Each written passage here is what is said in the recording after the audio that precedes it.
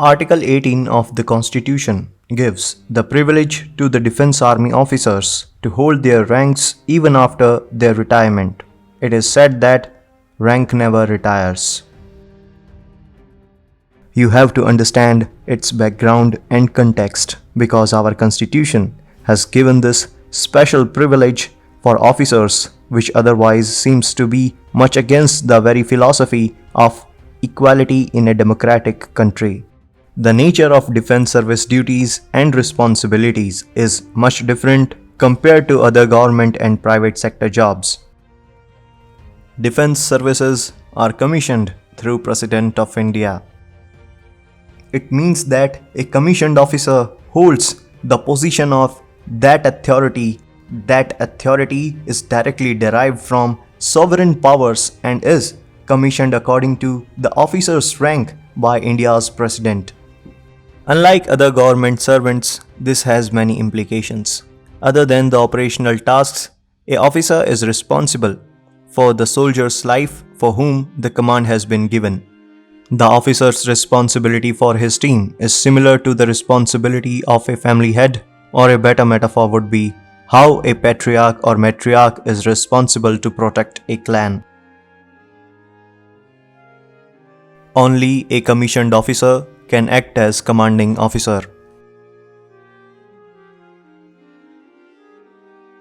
Come, let's know more about this. After being commissioned, an officer takes an oath, which is far different from a civil service officer. A civil servant takes an oath for allegiance, whereas commissioned officer takes an oath for serving the country by land, sea, or air, even to the peril of their life. Let's now talk about the implications. Unlike a civil servant, an officer cannot refuse from transfer and they cannot resign during a protest. If they are called to serve anywhere in the world, they should go and do their duty. It doesn't matter if it is India, Africa, or Antarctica. An officer cannot take leaves on his own. They cannot take sick leaves like the civil counterparts. Military hospital doctors would examine them and decide whether to hospitalize them or not.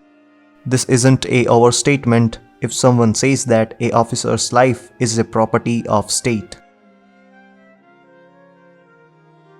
Oath of a civil servant versus oath of a commissioned officer.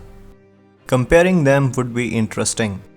Oath of a civil servant would be like this: I do solemnly affirm that I will be faithful and bear true allegiance to India and to the Constitution of India as by the law established, that I will uphold the sovereignty and integrity of India, and that I will carry out the duties of my office loyally, honestly, and with impartiality.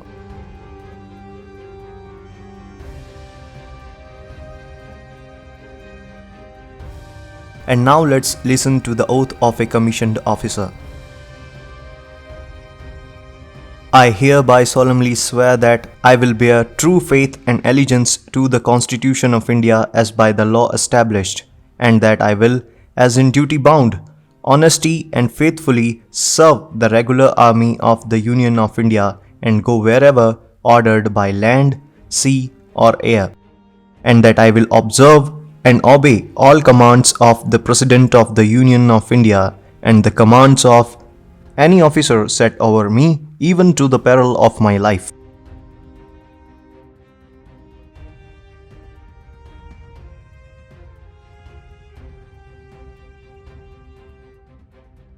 So in other words, when an officer gets commissioned, then it's like writing a blank check for their life and handing it over to the government, and government can redeem it according to their wish.